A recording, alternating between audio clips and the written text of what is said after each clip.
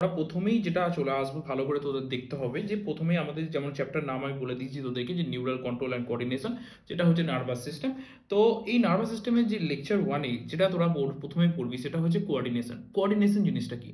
Coordination জিনিসটা হচ্ছে মানে তুই জাস্ট ভাব যে যখন তুই নিজে মানে তুই নিজের হাতকে যখন কমেন্ট করছিস, জাস্ট লাইক ধর যে তুই বলছিস হাত ওঠ, তো তোর ব্রেন হাতকে বলছে যে হাতটা উঠতে, তো তোর হাত উঠছে।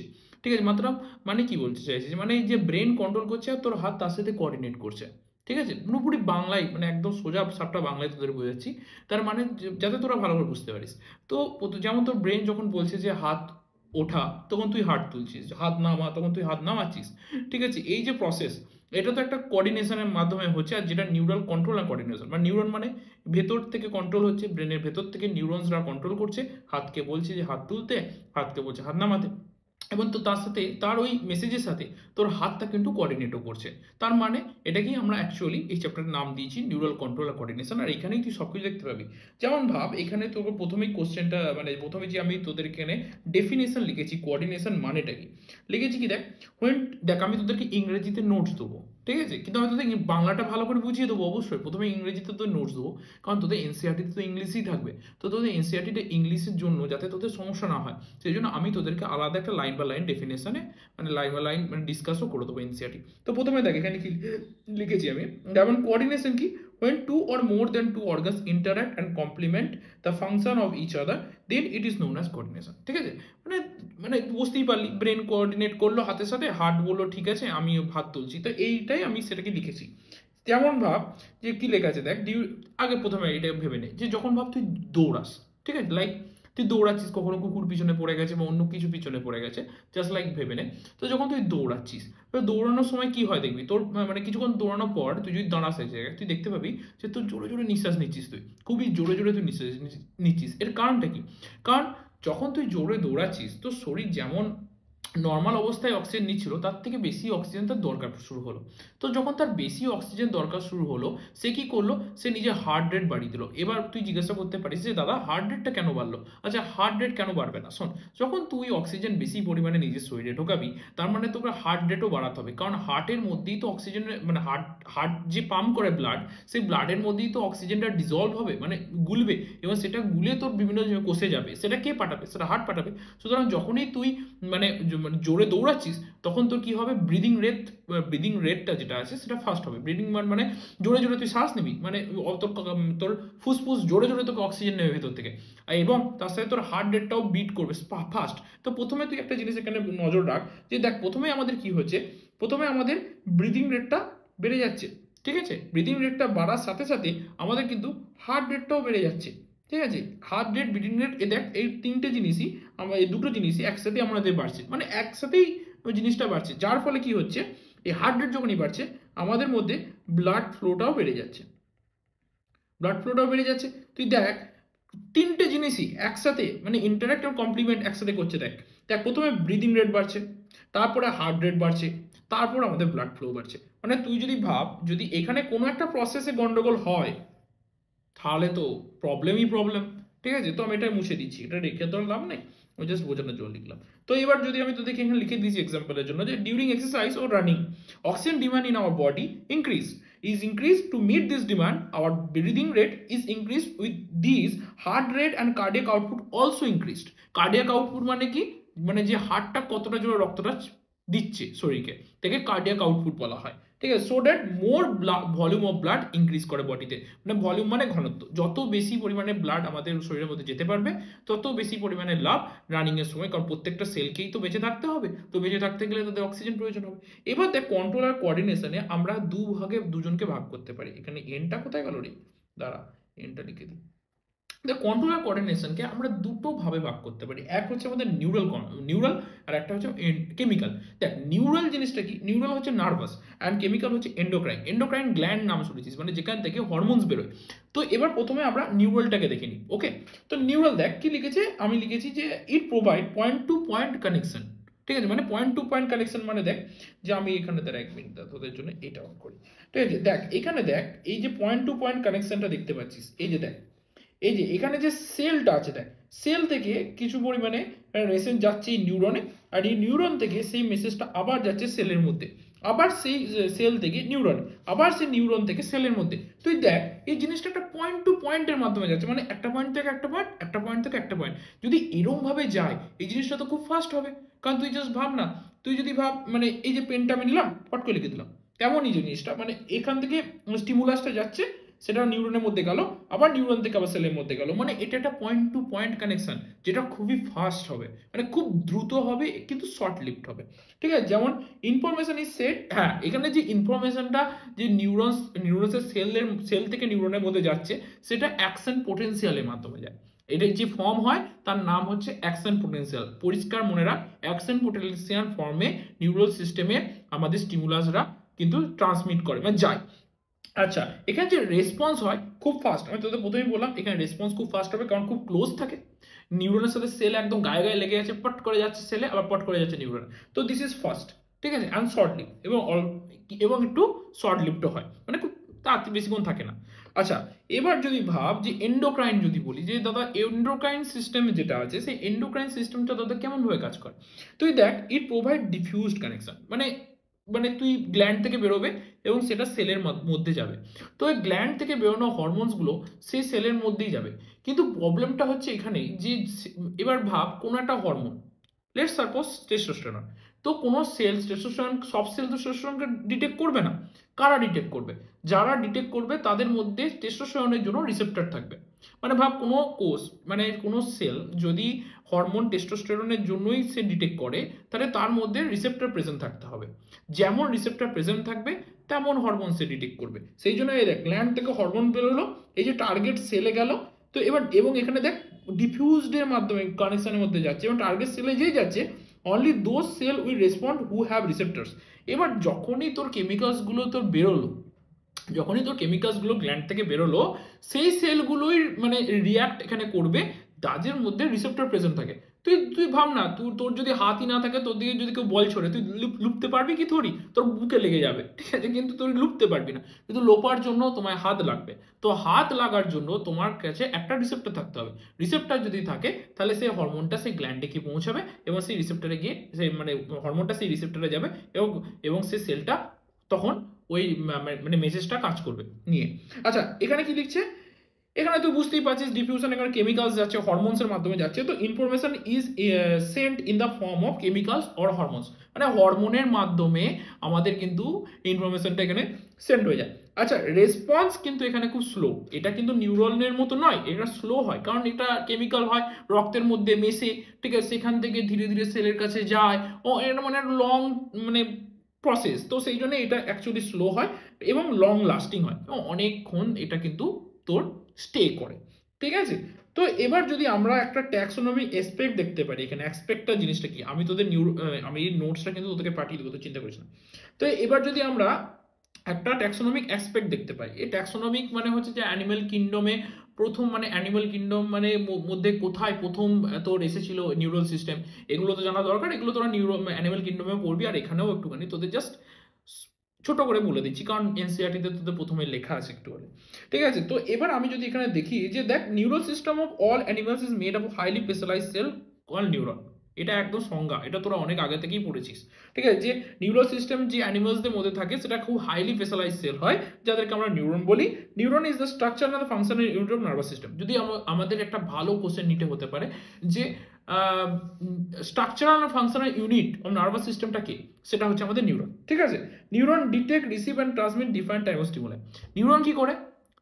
যে মানে প্রথমে ডিটেক্ট করে স্টিমুলাইকে, ঠিক আছে, তারপর সেটাকে রিসিভও করে, ঠিক আছে। প্রথমে আগে চিহ্নিত করলো যে হ্যাঁ ঠিক আছে এটা আমার ডিটেক্ট, এটা আমার দরকার, এটাকে আমি আগে নেবো, তো ডিটেক্ট করলো, তারপর সেটাকে গ্রহণ করলো, রিসিভ করলো এবং এবার সেটাকে ট্রান্সমিট করতে লাগলো, এবার সেটাকে এবার ছড়াতে লাগলো, এটাও কিন্তু নিউরন করে।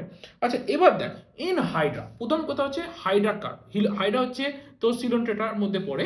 তো hydra there is a simplest nervous system. তো এইবার তুই একটা জিনিস বুঝতে পারলি যে দাদা হাইড্রা তো পরিফেরার মধ্যে পড়ে না, সিলোনটেটার মধ্যে পড়ে।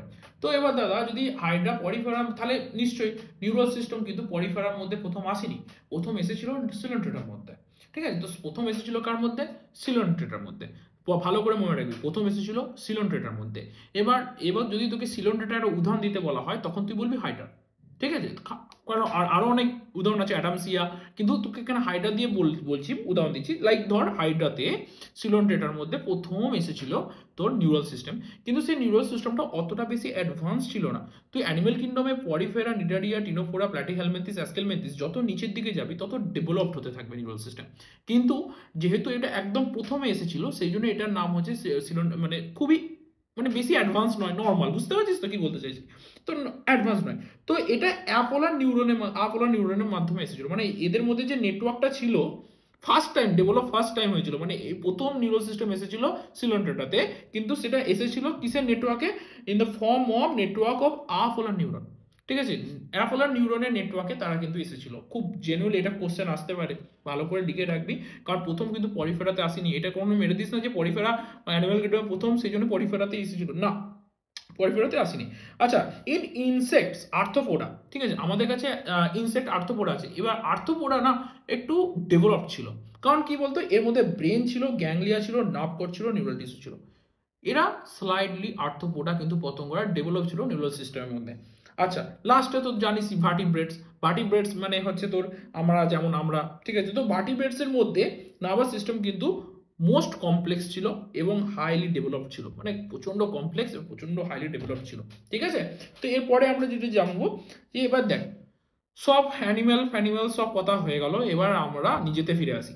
ঠিক আছে, এবার হিউম্যানে ফিরে আসি, হিউম্যান জিনিসটা কি করে। তো হিউম্যান নিউরাল সিস্টেমকে আমরা কিন্তু দুভাগে ভাগ করতে পারি। লাইক, এক হচ্ছে সিএনএস, সেটা নিউরাল সিস্টেম, এক হচ্ছে পিএনএস, পেরিফেরাল নিউরাল সিস্টেম। ঠিক আছে, তো এটা পেরিফেরাল নিউরাল সিস্টেমটা বড় বলে পরে কথা দেখেছি। তো দেখ, central neural system CNS, sir দাদা, সিএনএস এর মধ্যে কি কি প্রেজেন্ট থাকে? এক হচ্ছে তো ব্রেন, এক হচ্ছে স্পাইনাল কর্ড। দুটো প্রেজেন্ট থাকে, এক হচ্ছে ব্রেন, একটা হচ্ছে স্পাইনাল কর্ড। যদি তোকে একটু প্রশ্ন করে যে সিএনএস এর মধ্যে কি প্রেজেন্ট থাকে, সেটা হচ্ছে ব্রেন অ্যান্ড স্পাইনাল কর্ড। ঠিক আছে, ভালো করে মনে রাখবি। তো আর এটা কি করে brain and spinal cord? Integration and processing the ইনফরমেশনটাকে নেয় এবং সেটাকে প্রসেস করে, পরিষ্কার কথা, আর অন্য কিছু মনে রাখতে হবে না। সুতরাং এখানে ব্রেন অ্যান্ড স্পাইনাল কর্ড এই দুটোই হচ্ছে আমাদের ইম্পর্টেন্ট, যেটা আমাদের হচ্ছে সিএনএস এ আমাদের থাকে ব্রেন অ্যান্ড স্পাইনাল কর্ড। একদম মনে রাখবি, এটা একদম ভুলিস না ভাই, যাই বলো। সিএনএস হয়ে গেল, এবার আমরা পেরিফেরাল নার্ভাস সিস্টেম পিএনএস এ আসি। তো পিএনএস কি? পিএনএস আমরা প্রথমে দেখবো পিএনএস কি, পেরিফেরাল নার্ভাস সিস্টেম, যার মধ্যে প্রথমে হচ্ছে somatic neural system and autonomic nervous system. Somatic neural system মানে এসএনএস। এসএনএস হচ্ছে ভলুয়েন্ট্রি। এবার তোদের কাছে একটা প্রশ্ন আসবে যে দাদা ভলুয়েন্ট্রি জিনিসটা কি? যেহেতু আমরা বাংলা মিডিয়ামের স্টুডেন্ট, ভলুয়েন্ট্রি মানে কি? দেখ, ভলুয়েন্ট্রি মানে হচ্ছে যেটা আমাদের কন্ট্রোলে আছে। মানে লাইক, দেখ তুই এই যে চোখটা বুঝলি, এটা তোর কন্ট্রোলে আছে। যেমন হাতটা তুই তুললি, কন্ট্রোলে আছে। ঠিক আছে, কিন্তু জাস্ট ভাব, একটা লাড্ডু নিয়ে মুখে ঢুকিয়ে নিলি, এবার চিবিয়ে সেটা গিলে নিলি, এবার কি সেটাকে মানে গিলছিস, এইখানে অব্দি এসেছে, দেন এটাকে স্টপ করতে পারবি? যে না তুই যাস না, আবার মুখে বেরিয়ে চলে আয়, তুই পারবি কি? তুই পারবি না। ঠিক আছে, মানে এইখানে যদি একবার তোর লাড্ডুটা চলে গেছে, তার মানে সোজা এখানেও যাবে, পেটের মধ্যেও যাবে, ভাই কারো ক্ষমতা নেই সেটাকে আটকানো। দ্যাটস মিন ইট ইজ মানে নট আওয়ার ইন কন্ট্রোল, মানে আমাদের কন্ট্রোলেই নেই জিনিসটা। ঠিক আছে, তার মানে এটা হচ্ছে ইনভলন্টারি। কিন্তু হাত তুলছি, হাত উঠছে, এই হাতটা উঠছে, তার মানে এটা ভলন্টারি। বুঝতে পারলি? মানে নিজে যেটা আমি মানে কন্ট্রোল করতে পারবো সেটা ভলন্টারি, আর যেটা আমি কন্ট্রোল করতে পারবো না সেটা হচ্ছে ইনভলন্টারি। তাহলে এসএনএস কি কাজ করে? ভলন্টারি কাজ করে। এসএনএস সোমাটিক নিউরাল সিস্টেম কি করে? ভলন্টারি কাজ করে।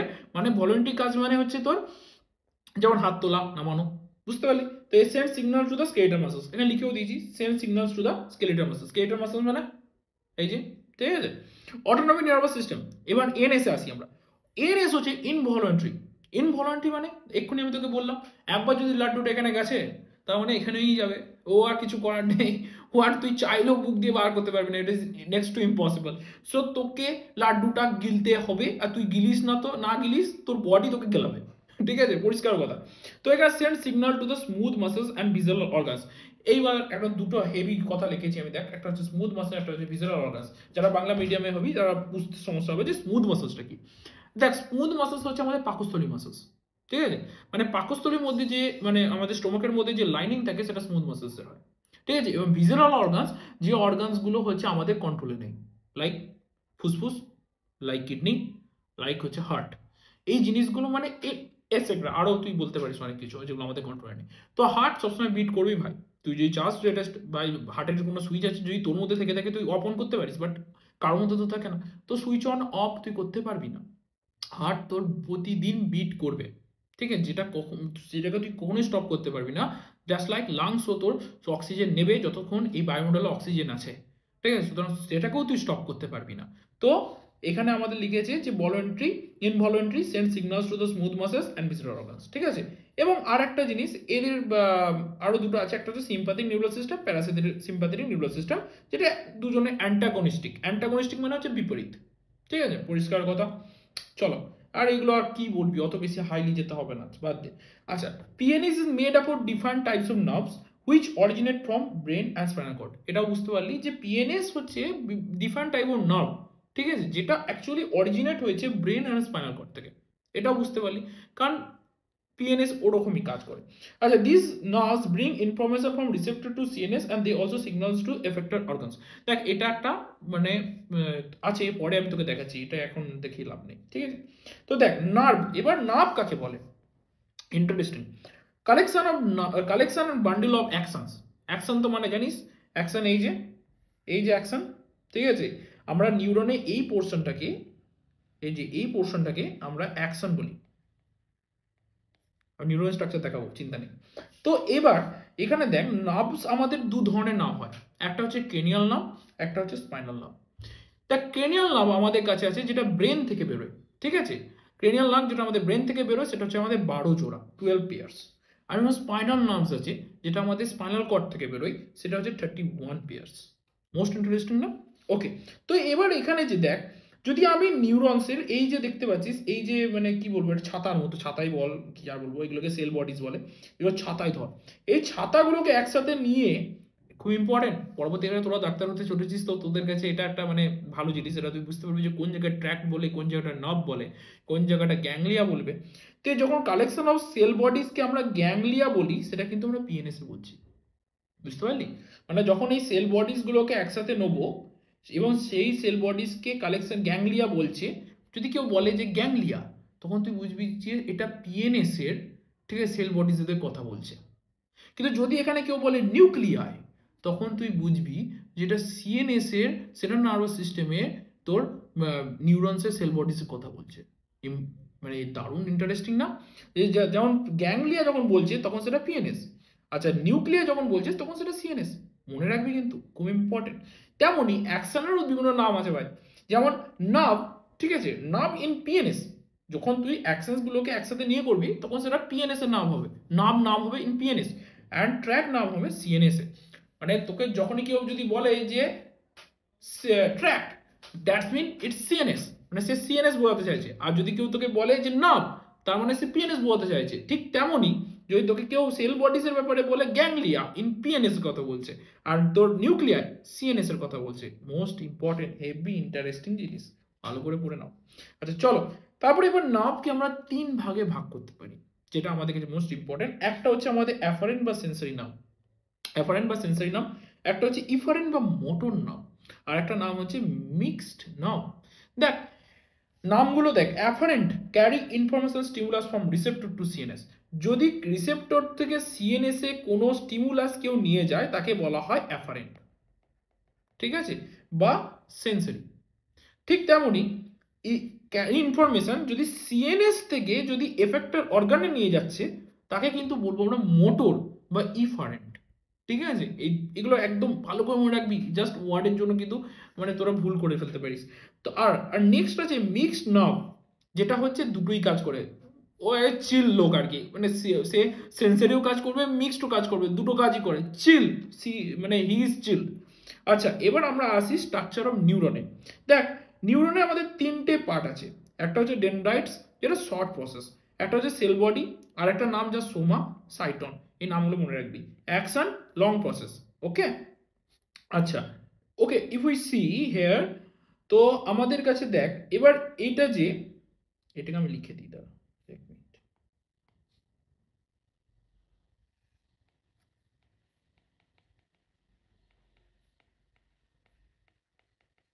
দেখ এবার আমাদের কাছে দেখ, এখানে যে দেখতে পাচ্ছিস যে এটা স্টিমুলাস, কিন্তু এটা যখন সেন্টারের দিকে আসছে তখন তাকে সেন্ট্রিপিটাল, আর যখন সেন্টার থেকে দূরে যাচ্ছে তখন তাকে বলা হয় সেন্ট্রিফিউগাল। মানে সেল বডিজের দিকে আসা, মানে এখানে লিখে দিচ্ছি টুয়ার্ডস সেল বডি, ঠিক আছে? টুয়ার্ডস সেল বডি হলে সেটা সেন্ট্রিপিটাল, আর যদি ডিস্টেন্স হয়ে যাচ্ছে মানে সেল বডি থেকে দূরে চলে যাচ্ছে তখন সেটাকে বলা হয় সেন্ট্রিফিউগাল। এবার দেখ এখানে আমি কিছুই এমন কিছু নেই, এটাকে তো শুধু জাস্ট স্ট্রাকচারটা মনে রাখতে হবে। যেমন এটাকে মাইটোকন্ড্রিয়া বলে, এটাকে আমরা সেল বডি বলি, ঠিক আছে? পুরোটা গোটাটাকে আমরা, এই গোটাটাকে আমরা সেল বডি বলি। আচ্ছা, এটা আমাদের নিউক্লিয়াস, এই মাঝখানের পেজটাকে আমরা পেরিকাইরন বলি। আচ্ছা, এই এলাকাটাকে আমরা হিলোক বলি, ঠিক আছে? এইক্ষুনি তো এটা তোকে বললাম। আচ্ছা, নিউরিলেমা, এই জায়গাটাকে আমরা নিউরিলেমা বলি। আর এটা আমরা এক্সোপ্লাজম বলি, এটাকে আমরা এক্সোলেমা বলি, ঠিক আছে? এবার যে এখানে দেখ ছোট ছোট সাইনাপটিক ভেসিকলস আছে, এর মধ্যে আমাদের মধ্যে নিউরোট্রান্সমিটার থাকে, ঠিক আছে? মানে এই নিউরোট্রান্সমিটার গুলোই কিন্তু বিভিন্ন ধরনের কাজকর্ম আমাদেরকে করায়, ঠিক আছে? আর এইখানটা আমাদের অ্যাকশন টার্মিনাল, আর এটা আমাদের সাইনাপটিক নব, ঠিক আছে? আর এই যে পেস, দুটো মাইলেন শীথের মাঝে যে স্পেসটা থাকে তাকে বলা হয় নোড অফ র্যানভিয়ার, মনে রাখবি। আর এটাকে মাইলেন শীথ বলে। আচ্ছা, এখানে নিসেল গ্র্যানিউলসের মধ্যে এন্ডোপ্লাজমিক রেটিকুলাম এবং রাইবোজোম দুটোই থাকে। আচ্ছা, এই শর্ট প্রসেসগুলোকে আমি কি বললাম তোদেরকে? ডেনড্রাইট। আচ্ছা, এখানে একটা জাস্ট মানে একটা ট্রান্সভার্স সেকশন কেটে রেখেছি, টিএস কেটে রেখেছি, যেটা তোরা একটু দেখে নিতে পারিস। যেমন এখানে নিউক্লিয়াস আছে, এখানে নিউরিলেমা আছে, এখানে এক্সোলেমা আছে, ভেতর জাস্ট তোদেরকে দেখিয়ে দিচ্ছি, ঠিক আছে? তো ব্যাস, এই যে পুরোপুরি আজকে আমরা এই তো জাস্ট ছবিটাকে এবার গো থ্রু করবি, ব্যাস, আর কিচ্ছু না, যে কি কি থাকে কি কি না, আর এর থেকে বেশি কিছু জানতে হবে না। প্রথম থেকে যেগুলো তোরা জানলি যে নিউরাল কোঅর্ডিনেশন কন্ট্রোলের সব কিছু, আমি তোকে লেকচার নম্বর 1 ছিল, এটা অত বেশি আমি মানে ডিপে যাইনি, যতটা গেলাম সেটাকে তোরা ভালো করে পড়।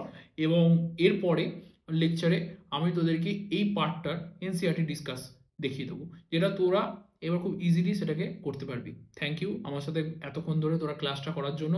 আমি আশা করি আমার বাংলা পড়ানো তোদের সত্যি ভালো লেগেছে। যদি ভালো লেগে থাকে অবশ্যই আমাকে লাইক এবং সাবস্ক্রাইব করিস, ঠিক আছে? যাতে আমি তোদের জন্য আরও নতুন নতুন ভিডিও আনতে পারি। থ্যাংকস।